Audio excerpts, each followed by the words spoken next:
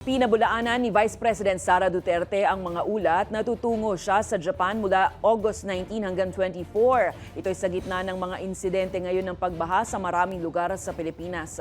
Sa inilabas na pahayag ng Vice Presidente sa social media, sinabing nagbago na ang kanyang mga plano at naisumite na sa Office of the President ang updated na impormasyon ukol rito. Binatikos din ni VP Sara ang media sa paglalathala umano ng hindi na updated na impormasyon. Kaugnay niyan, muli ring kinwestiyon ni VP Sara ang paglabas ng Office of the President ng detalye ng kanyang schedule.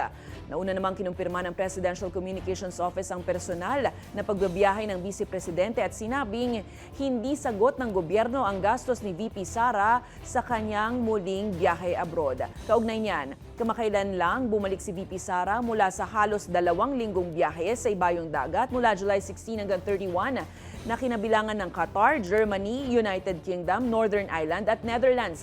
Nagpapatuloy naman ang impeachment trial ng Vice Presidente sa Senado kaugnay ng alegasyon ng mga maling paggamit ng public funds, hindi maipaliwanag ng mga transaksyon at kayamanan, korupsyon at pagbabanta laban sa ilang opisyal.